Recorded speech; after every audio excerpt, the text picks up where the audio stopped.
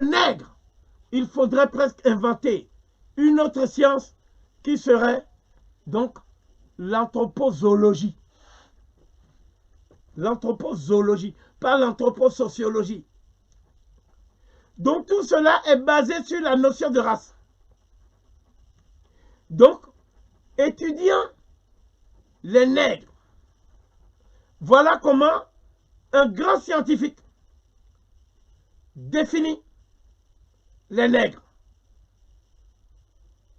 C'est un peuple congénitalement animalisé, barbare, différent de tous les autres peuples, tant par ses costumes que par ses caractéristiques raciales.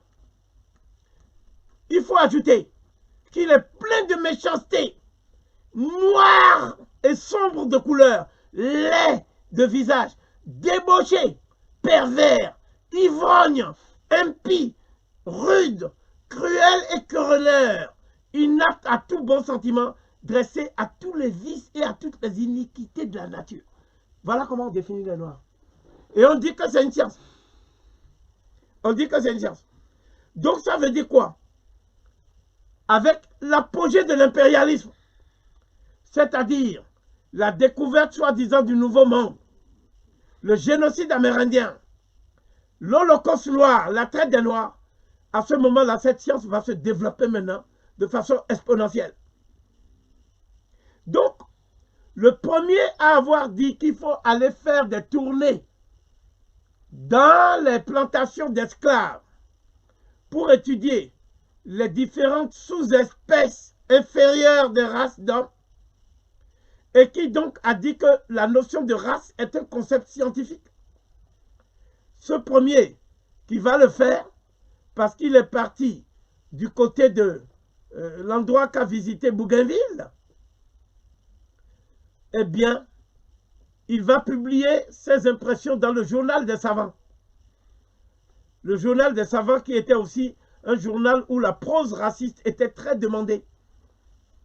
Et cet auteur, qui s'appelle François Bernier, le 24 avril 1684, il crée la notion de race humaine comme la notion qui va permettre de donner la clé pour comprendre pourquoi les Blancs sont destinés à contrôler tous les continents et à prendre leurs richesses. Donc l'idée de la programmation, de la conquête de tous les continents pour évincer les populations autochtones et les races autochtones au profit de la seule race blanche date du XVIIe siècle. Et cette idée, la première fois qu'on publie, c'est le 24 avril 1684. Ce n'est pas un hasard si c'est un an après, en 1685, qu'il y a le Code noir de Colbert, humaine négro-africaine, qui s'appuie sur des bases historiques solides au lieu d'en rester à l'état d'hypothèse. Cheikh Anta Diop.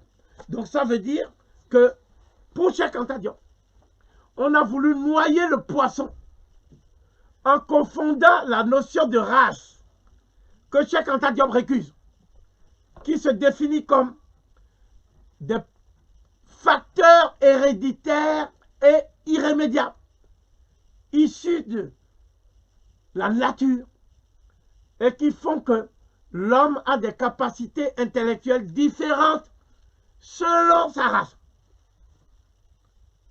Cheikh Anta Diop récuse une telle notion. Par contre, Cheikh Anta Diop considère que, en lieu et place de la race, on doit parler de l'espèce humaine. Et l'espèce humaine, partout, en raison de la thèse de l'origine monogénétique africaine et mélanienne de l'humanité, a les mêmes capacités intellectuelles. Donc le blanc a les mêmes capacités intellectuelles que le noir a les mêmes capacités intellectuelles que le centoderme, et le centoderme a les mêmes capacités intellectuelles que le mélanoderme. Au fond, ce que Cheikh Anta Diop veut dire par là, ce qu'on appelle les leucodermes et les centodermes descendent des mélanodermes. Et après, les métissages entre ces trois sous-espèces de l'espèce humaine a donné lieu à des variétés biologiques Donc pour Cheikh Anta Diop, il n'y a pas les races humaines, il y a des variétés biologiques d'une seule espèce humaine. C'est ce que confirme la génétique des populations. C'est ce que confirme l'anthropologie physique. C'est ce que confirme l'archéologie historique et préhistorique. C'est ce que confirme la biologie moléculaire et toutes les sciences qui sont aujourd'hui la fine fleur de la recherche anthropologique dans le monde. Hôtel. Quatrième question. En quoi Gomprowicz a-t-il institué dans les sciences sociales le racialisme, Serge Covy? Je viens de montrer que Gomprowicz n'a pas institué le racialisme. Gomprowicz a pris en marche le train du racialisme. J'ai énuméré volontiers tous ceux qui l'ont précédé. Et ce depuis 1684. Donc, nous considérons que le racialisme est un courant de pensée qui veut esquiver le vice rédhibitoire de la raciologie, qui est son ADN et sa marque de fabrique. Donc cela relève de ce que j'appelle les ratiocinations pseudo-scientifiques d'un certain nombre d'esprits racistes qui se camouflent derrière le manteau de la science pour pouvoir aller travailler dans l'Académie des sciences d'outre-mer et toutes les académies où effectivement on cautionne le génocide. Car ce que j'ai voulu dire, les raciologues occidentaux, les racialistes occidentaux n'ont jamais renoncé au génocide contre l'Afrique. Au moment même où nous parlons, ils utilisent des armes plus subtiles comme les virus pour pouvoir atteindre le but qu'ils n'ont pas pu atteindre pendant l'esclavage, à savoir l'extermination de la race noire, l'extermination de ce que moi j'appelle la première souche de la variété de l'espèce humaine, la variété biologique mélano-africaine qui est à l'origine de tous les éléments de la civilisation que nous avons sur Terre.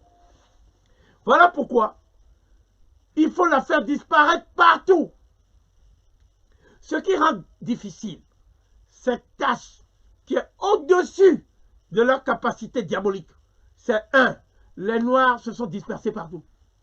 Ou plutôt, on les a dispersés partout et il est difficile d'exterminer tout le monde en même temps à différents points. Deuxièmement, les Noirs sont au courant maintenant qu'en fait, on veut les exterminer. Donc, beaucoup prennent des précautions pour ne plus aller se soigner dans les hôpitaux des Occidentaux, pour ne plus aller faire des vaccins chez les Occidentaux, pour ne plus aller confier leur santé publique à leurs pires ennemis qui souhaitent leur extermination. C'est-à-dire, non pas tous les Blancs, mais les fascistes, les nazis et les racistes qui n'ont jamais renoncé, que ce soit aux États-Unis ou ailleurs. Troisièmement, une des raisons pour lesquelles c'est difficile maintenant aussi, c'est parce qu'il y a de plus en plus de scientifiques noirs, qui sont donc des biologistes, qui sont donc des généticiens, qui sont des neurologues, qui sont investis dans tous les domaines du savoir. Et aujourd'hui, ils mettent beaucoup de populations africaines à l'abri des armes bactériologiques mortelles qu'on est en train de concocter. Tout ça se propage. C'est l'omniprésence des ONG en Afrique qu'il faut chasser. Parce que les ONG font un travail d'espionnage, un travail de racolage économique et un travail aussi d'infection et de tentative de meurtre à l'échelle collective des Africains. Voilà donc la thèse que je défends et qui ne peut pas être contestée sur la base des rapports alarmants que les Noirs américains du Black Caucus ont eu à élaborer il y a seulement 2 ans. Et dont j'ai les 1000 pages de ce rapport où dans toutes les parties des États-Unis, de l'Afrique, du Brésil, on fait état de tentatives d'éliminer les Noirs depuis les bébés jusqu'aux femmes enceintes dont on enlève effectivement les capacités d'accoucher, etc., etc., etc. On les stérilise. On stérilise les Noirs en prison aux États-Unis. Les Noirs constituent la population carcérale la plus nombreuse aux États-Unis. Et il faut que les Noirs sachent qu'aujourd'hui, le plan que poursuivent les impérialistes, que ce soit en Afrique ou partout ailleurs dans le monde noir, c'est l'extermination de la race noire, parce que c'est un génocide avorté et ils ne se contentent pas d'être à mi-chemin sans avoir accompli leur sale besogne. Voilà notre position. Les anthropologues ont déjà tiré au fond d'eux-mêmes les conséquences du triomphe de la thèse monogénétique de l'humanité sans oser aller jusqu'à l'explication. Car si l'humanité a pris naissance en Afrique, elle fut nécessairement négroïde avant de blanchir par mutation et adaptation à la fin de la dernière glaciation en Europe au Paléolithique supérieur. Et l'on comprend mieux maintenant pourquoi les négroïdes grimaldiens ont d'abord occupé l'Europe pendant 10 000 ans avant qu'apparût le Cro-Magnon, prototype de la race blanche. Le point de vue idéologique transparaît également à travers des études apparemment objectives. Sur le plan de l'histoire et dans le domaine des relations sociales, c'est le phénotype, c'est-à-dire l'individu, le peuple, tel qu'il est perçu, qui est le facteur dominant par opposition au génotype. La génétique aujourd'hui nous autorise à imaginer un Zoulou ayant le même génotype que Vorster. Est-ce à dire que l'histoire sociale qui se déroule sous nos yeux va mettre sur un même plan d'égalité les deux phénotypes, c'est-à-dire les deux individus, dans l'activité nationale et sociale? Certainement non. L'opposition restera non pas sociale mais ethnique. Cette étude oblige à réécrire l'histoire universelle dans une perspective plus scientifique en tenant compte de la composante négro-africaine qui fut longtemps prépondérante. Elle rend désormais possible la constitution d'un corps de sciences humaines négro-africaines qui s'appuie sur des bases historiques solides au lieu d'en rester à l'état d'hypothèse. Cheikh Anta Diop. Donc ça veut dire que pour Cheikh Anta Diop, on a voulu noyer le poisson en confondant la notion de race que Cheikh Anta Diop récuse, qui se définit comme des facteurs héréditaires et irrémédiables, issus de la nature et qui font que l'homme a des capacités intellectuelles différentes selon sa race. Cheikh Anta Diop récuse une telle notion. Par contre, Cheikh Anta Diop considère que, en lieu et place de la race, on doit parler de l'espèce humaine. Et l'espèce humaine, partout, en raison de la thèse de l'origine monogénétique africaine et mélanienne de l'humanité, a les mêmes capacités intellectuelles. Donc le blanc a les mêmes capacités intellectuelles que le noir a les mêmes capacités intellectuelles que le centoderme, et le centoderme a les mêmes capacités intellectuelles que le mélanoderme.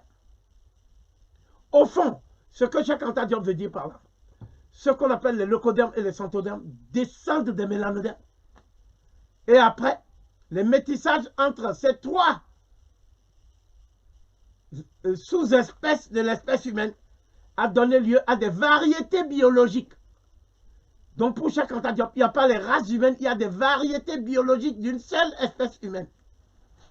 C'est ce que confirme la génétique des populations, c'est ce que confirme l'anthropologie physique, c'est ce que confirme l'archéologie historique et préhistorique, c'est ce que confirme la biologie moléculaire et toutes les sciences qui sont aujourd'hui la fine fleur de la recherche anthropologique dans le monde. Hotep.